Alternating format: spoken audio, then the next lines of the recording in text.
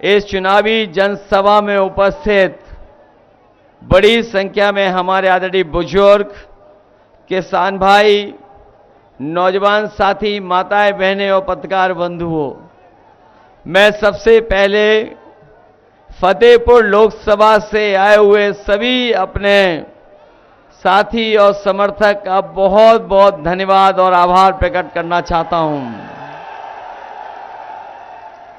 जहां इतनी दोपहरी है और मैं देख रहा हूं पंडाल के अंदर जहां थोड़ी बहुत धूप बचाने की जगह है, लेकिन कंधे से कंधा मिला करके एक दूसरे के पास खड़े होकर के जहां हमें पंडाल में लोग दिखाई दे रहे हैं, वहीं जहां कुछ भी छाया नहीं है और अपना सरों पे गमछा लगा करके बाईं तरफ और पीछे तक और इधर दाईं तरफ बड़ी संख्या में ये हमें जो जन सैलाब दिखाई दे रहा है, ये भरोसा दिला रहा है कि इस बार समाजवादी पार्टी इंडिया गठबंधन के प्रत्याशी नरेश उत्तम जी ऐतिहासिक वोटों से जीत करके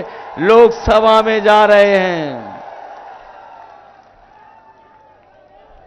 और जिनके नाम पर ही उत्तम हो तो नंबर 1 पर कोई रहेगा तो हमारे अपने प्रत्याशी नरेश उत्तम।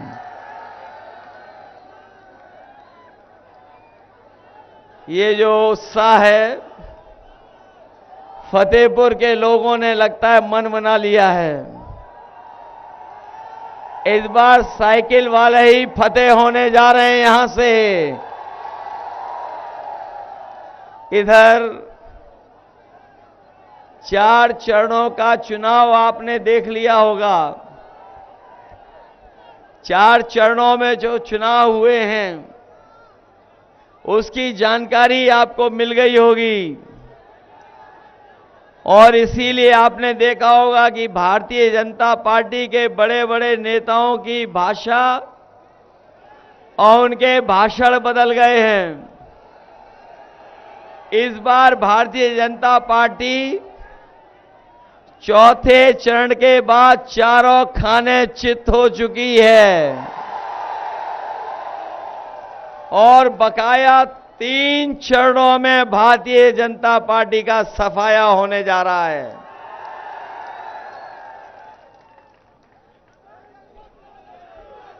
ये बीजेपी के लोगों ने बहुत सपना दिखाया था,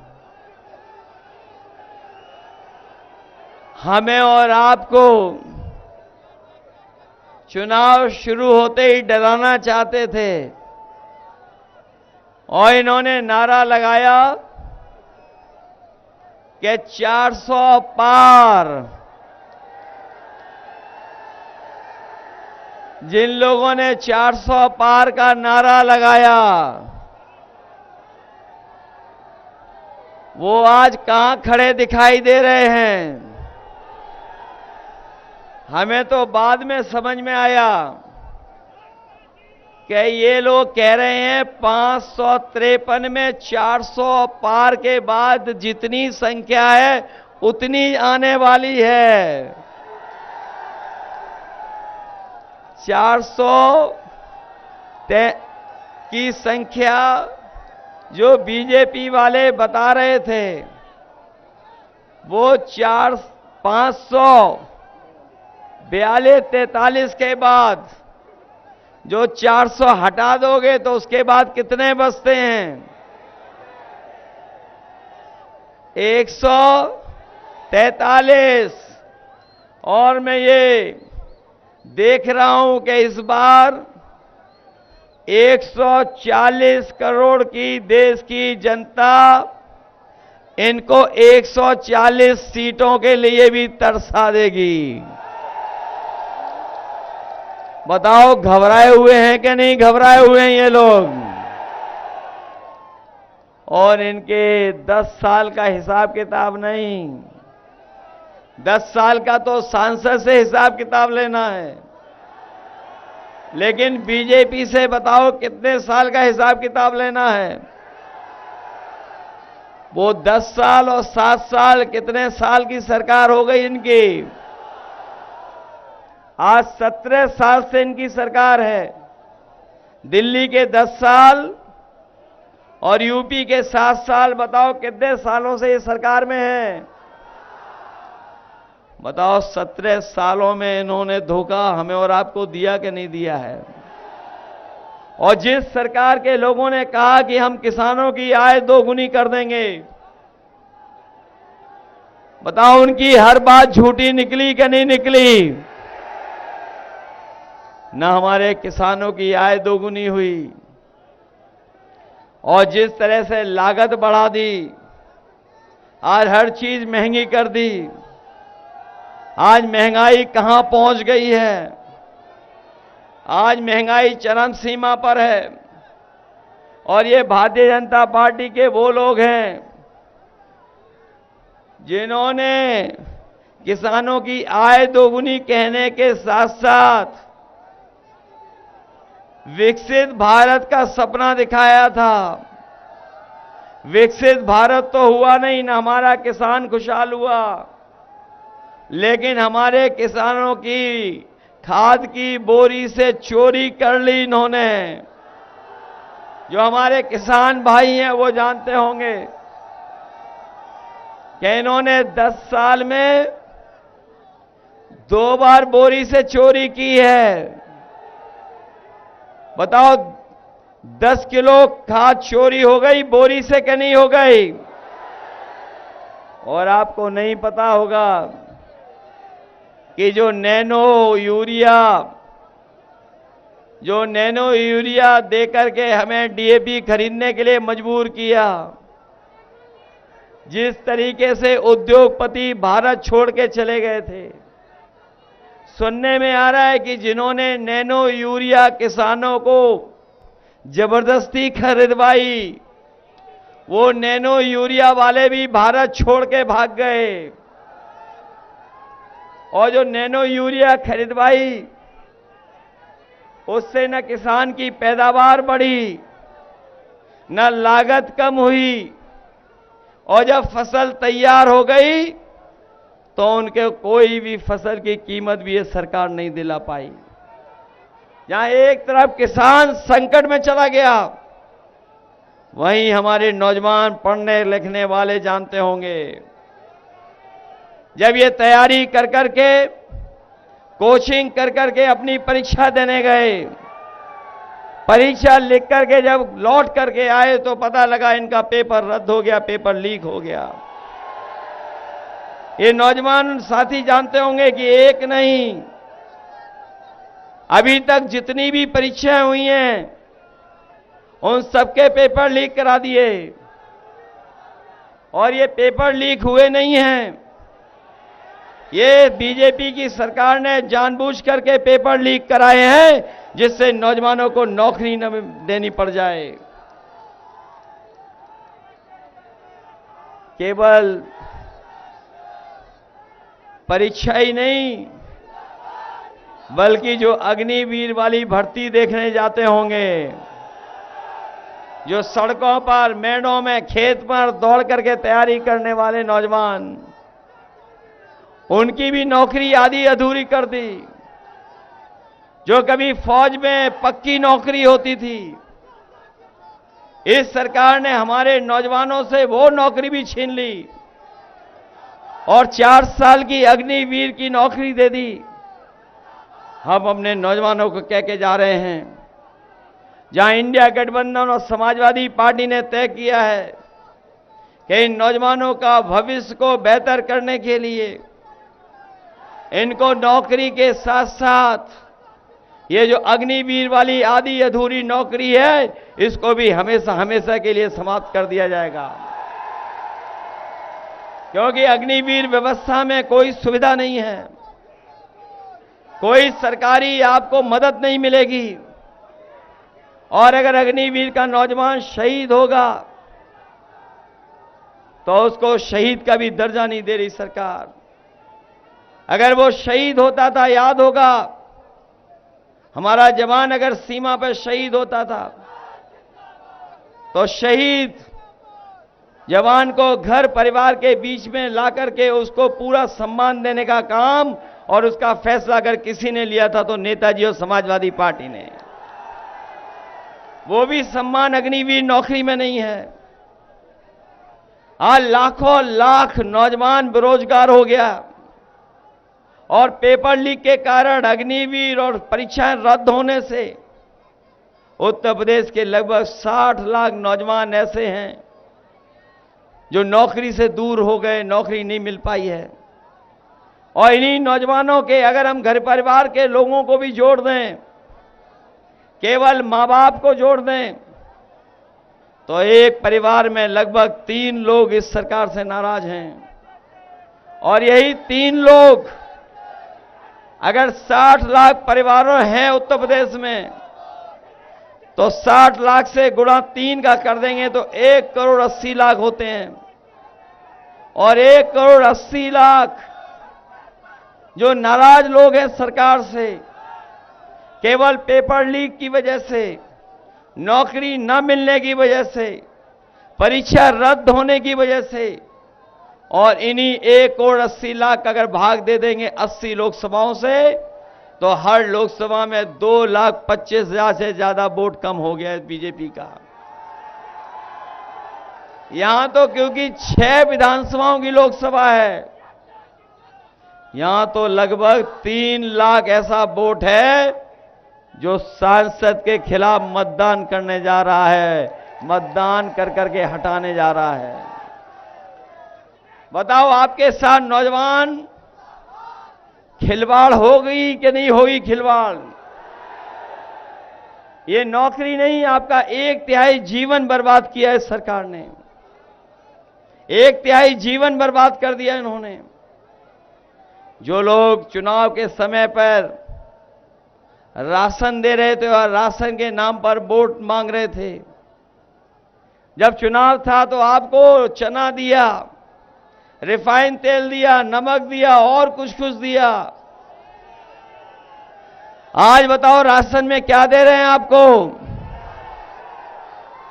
राशन में कौन सी नई पौष्टिक चीज दे रहे हैं आपको? और ये पौष्टिक चीज बीजेपी वाले जानबूझ करके दे रहे हैं। लेकिन इंडिया गठबंधन और समाजवादी लोगों ने तय किया है कि आने वाले समय में अपने गरीबों का राशन की गुणवत्ता बेहतर करेंगे, मात्रा भी बढ़ाएंगे। और आपने पढ़ लिया होगा कि समाजवादी पार्टी ने तय किया है, और कल कांग्रेस पार्टी के नेता भी लखनऊ में आकर के प्रेस करके गए हैं। इंडिया गठबंधन ने भी तय किया है कि जहां राशन की गुणवत्ता बेहतर करेंगे, मात्रा बेहतर करेंगे, बढ़ाएंगे, मात्रा दुगनी करेंगे। वहीं समाजवादी पार्टी ने तय किया कि जहां संपन्न लोग आजकल बाजार से गुणवत्ता का और पौष्टिक आटा खरीदते हैं, वहीं पौष्टिक आटा के साथ साथ अपने गरीबों को डाटा फ्री दिलाने का भी काम होगा। जहां पौष्टिक आटा हमारे गरीबों का स्वास्थ्य बेहतर रखेगा, वहीं कामकाज, जानकारी हासिल करने के लिए और अपने नौजवानों को पढ़ाई से लेकर के फॉर्म और ऑनलाइन पढ़ाई के लिए डाटा फ्री देने का काम आने वाले समय में होगा। ये बीजेपी वालों ने समाजवादियों की बहुत नकल की है। याद होगा नौजवानों को, समाजवादी पार्टी ने लैपटॉप दिया था बड़ा वाला, और उसको जब ऑन करते थे तो नेताजी और हम ही लोग दिखाई देते थे। इन्होंने लैपटॉप नहीं दिया, इन्होंने उसका साइज छोटा करके स्मार्टफोन दिया है। और जिनके हाथ में होगा स्मार्टफोन, वो जानते होंगे सबसे रद्दी क्वालिटी का स्मार्टफोन दिया है। बताओ सबसे रद्दी दिया है कि नहीं दिया है? केवल यही नकल नहीं की, बल्कि जितनी योजनाएं समाजवादी सरकार में बनी थी सब योजनाओं को खराब कर दिया। ये एम्बुलेंस की सुविधा दी गई थी, गरीबों को अस्पताल पहुंचाने तक उस एम्बुलेंस को खराब कर दिया। और एक भी जिला अस्पताल या मेडिकल कॉलेज ऐसा इस सरकार ने नहीं बनाया जहां पर गरीबों का इलाज फ्री हो जाए। न फ्री इलाज मिल पा रहा है, न दवाई मिल पा रही है, और अगर गरीब पहुंच भी जा रहा है तो सीधा सीधा उसको रेफर कर करके दूसरे अस्पतालों में भेजा जा रहा है। स्वास्थ्य सेवाएं पूरी तरीके से ठप कर दी सरकार ने। न केवल स्वास्थ्य सेवाएं खराब की हैं, वहीं हमारे पुलिस के लिए जो व्यवस्था बनाई गई थी, ये 100 नंबर वाली गाड़ी, ये 100 नंबर वाली भी व्यवस्था खराब कर दी। और जब से 112 किया है, तब से हमारे खाकी वर्दी पहनने वाले भाइयों ने भी अपना रेट बढ़ा दिया। और अब तो सुनने में आता है कि अगर फोन कर करके आपने पुलिस बुलाई तो दोनों पक्षों से पैसा वसूल लेते हैं। बताओ, इनकी सरकार में भ्रष्टाचार और लूट बढ़ी है कि नहीं बढ़ी है? न केवल भ्रष्टाचार लूट बढ़ी है, बल्कि अन्याय भी इस सरकार में बढ़ने का काम हुआ है। किसी की सुनवाई नहीं है। किसी की सुनवाई है इस सरकार में? इसलिए हम आपसे कहना चाहते हैं, इन्होंने ऐसा भी समय हम लोगों को आपको दिखाया जब बीमारी ठीक करने के बहाने हमें और आपको वैक्सीन लगवा दी। हमें आपको तो लगाई, लेकिन इन खाकी वर्दी पहनने वाले भाइयों के जबरदस्ती लगवा दी। आज पता लग गया कि वैक्सीन से बीमारी हो रही है और बिना परीक्षण के हमें और आपको वैक्सीन लगवा दी। आज वही कंपनी कह रही है कि हम वैक्सीन वापस ले लेंगे। बताओ, जो शरीर में वैक्सीन लग गई है वो वापस कैसे आएगी? बताओ, जान को खतरा पैदा कर दिया कि नहीं कर दिया? हम जानते हैं सबने वैक्सीन लगवा ली, लेकिन हमने नहीं लगवाई। हम छूट गए, हमने नहीं लगवाई अभी तक। और सोचिए, जिस वैक्सीन कंपनी को इन्होंने ठेका दिया और वैक्सीन लगवाई, उसी वैक्सीन से वाली कंपनी से इन्होंने चंदा भी वसूल लिया। करोड़ों चंदा वसूला कि नहीं वसूला?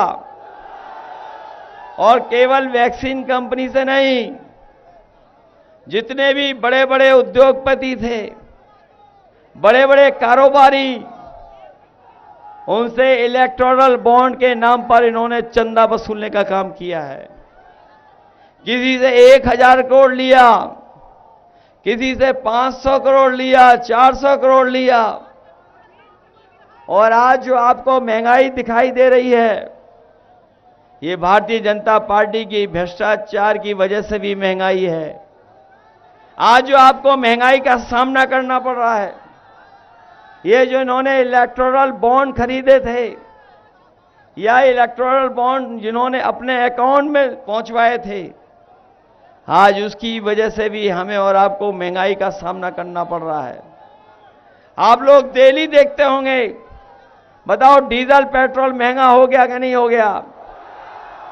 न केवल डीजल पेट्रोल महंगा हुआ है, बल्कि जो नौजवान मोटरसाइकिल से चल करके आए हैं, वो जानते होंगे 5 साल पहले, 10 साल पहले मोटरसाइकिल कितने रुपए में आती थी और आज कितने रुपए में आ रही है? बताओ, दुगना कर दिया कि नहीं कर दिया? और इनकी सरकार में हर चीज महंगी तो हुई है, लेकिन दवाइयां भी महंगी हो गई हैं। हमारे साथी जानते होंगे, पहले बुखार ठीक हो जाता था 500 मिलीग्राम पैरासीटामोल गोली से, और आजकल बताओ बुखार कितने में ठीक हो रहा है? नई गोली जो डोलो वाली आई है, और डोलो खाने के बाद 650 मिलीग्राम खाने के बाद भी इनकी सरकार में बुखार नहीं ठीक हो रहा है। बताओ घोटाला हो रहा है कि नहीं हो रहा है? कहां 500 mg से बुखार ठीक होता था और आज कीमत बढ़ा करके 650 mg की भी गोली में बुखार नहीं ठीक हो रहा। बताइए घोटाले हो रहे हैं कि नहीं हो रहे? और याद कीजिए, पहले पार्ले जी बिस्किट पैकेट कितना बड़ा आता था और आज पैकेट कितना बड़ा आता है? केवल बिस्किट पैकेट नहीं, जाकर के बाजार में देखो हर चीज इन्होंने छोटी कर दी। बताओ हर चीज छोटी कर दी कि नहीं कर दी? उससे मुनाफा ले रहे हैं कि नहीं ले रहे हैं? इसलिए जहां इन्होंने किसान को बर्बाद किया, नौजवानों की नौकरी छीनी, वहीं ये संविधान के पीछे भी पड़ गए हैं। इसलिए हम आपसे कहने आए हैं कि ये चुनाव जहां हमारे आपके भविष्य का तो है ही है, लेकिन आने वाली पीढ़ी के भविष्य का भी चुनाव है।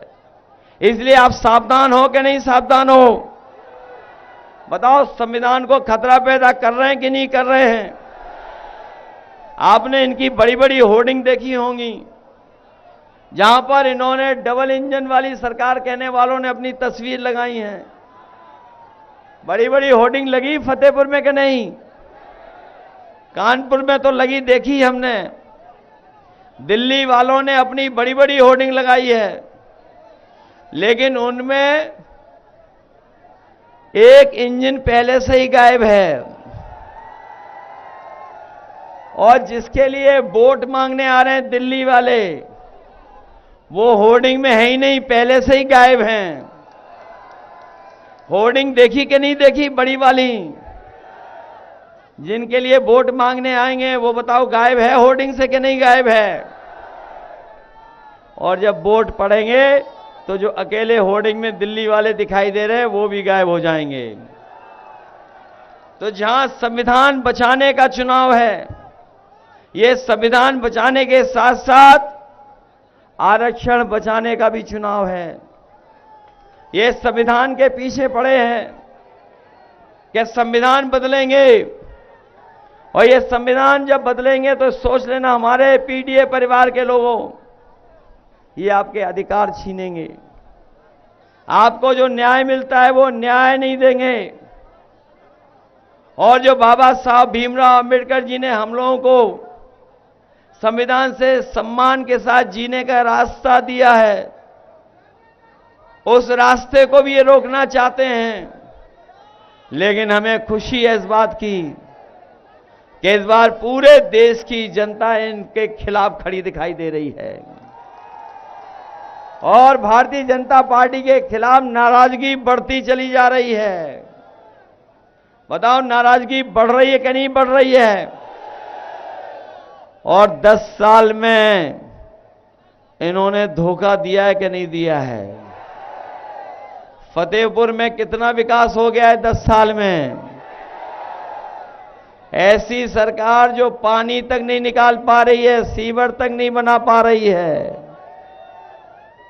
और हमारे किसानों को 2 गुना जो देने की बात की थी, आय बढ़ाने की बात की थी, आय भी नहीं बढ़ा पा रही है। नौजवानों को नौकरी नहीं दे पा रही है। बताओ कहीं नौकरी मिली हो तो बताओ आप लोग। इन्होंने बड़े बड़े आयोजन किए थे लखनऊ में, निवेश के नाम पर बड़े बड़े उद्योगपति बुलाए थे, और जब उद्योगपति आए उनसे समझौते किए तो सरकार ने बताया कि हमने लाखों करोड़ के समझौते किए हैं। लेकिन आज इतने सालों के बाद भी जो समझौते किए थे बड़े बड़े उद्योगपतियों से, एक भी कारखाना उद्योग जमीन पर नहीं ला पाए, न पहुंचा पाए। कहीं फतेहपुर में कोई कारखाना लगा हो तो बता दो। न इन्होंने कारखाने लगाए, न उद्योग लगाए, और हमारे किसान और गरीबों को कोई सुविधा भी नहीं दी। इसलिए हम अपने किसान भाइयों कह के जा रहे हैं, इंडिया गठबंधन और समाजवादी पार्टी ने तय किया है कि जिस तरीके से उद्योगपतियों का इन्होंने कर्ज माफ किया है, हम अपने गरीबों और किसानों का भी कर्ज माफ करने का काम करेंगे। किसानों का कर्ज माफ तो करेंगे ही करेंगे, वहीं उनकी पैदावार को सही कीमत मिले, उनके पैदावार का उन लाभ उन तक पहुंचे। इसलिए जो किसानों ने आंदोलन छेड़ा था कि उन्हें कानूनी अधिकार एमएसपी का मिले, तो आने वाले समय में 4 जून के बाद अपने किसानों का कर्ज माफ के साथ साथ एमएसपी दिलाने का भी कानूनी अधिकार दिलाने का काम होगा। और यही नहीं, अपनी गरीब माताओं बहनों को एक समय पर जब समाजवादी सरकार थी, उन्हें समाजवादी पेंशन दिया करते थे, हर महीने पेंशन देने का इंतजाम किया था। इस बार इंडिया गठबंधन और समाजवादी पार्टी ने तय किया है कि अपने गरीब परिवार की माताएं बहनों को लखपति बनाने का काम होगा। हर साल उनके अकाउंट में लाख रुपए भिजाने का काम होगा। इसलिए आप सबसे हम अपील करने आए हैं, एक वोट से एक सांसद तो चुना जाएगा, सांसद तो चुना ही जाएगा, दिल्ली की सरकार तो जाएगी ही जाएगी, यूपी की सरकार भी चली जाएगी। इस सरकार ने बहुत अन्याय किया है, बहुत झूठे मुकदमे लगाए हैं, लोगों को घर पे नहीं रहने दिया, पुलिस डराती थी, सुबह शाम डराती थी। इन खाकी वर्दी पहनने वालों को, जो हमारे भाई लोग हैं, कभी कभी डराते हैं, हम इन्हें भी सावधान करने आए हैं। अभी फौज की नौकरी 4 साल की हुई है, अभी फौज की नौकरी 4 साल की हुई है। ये बीजेपी वाले दोबारा आ गए तो ये खाकी वर्दी पहनने वालों की भी नौकरी 3 साल की हो जाएगी। ये मनी मन आपके साथ हैं और हम जानते हैं ये वोट भी नहीं डाल पा रहे, इनके दस्तखत बड़े अधिकारी करवा ले रहे हैं, लेकिन अब ये भी वोट देना चाहते हैं आपके साइकिल पर। बताओ, हवा साइकिल के पक्ष में चल रही है कि नहीं चल रही?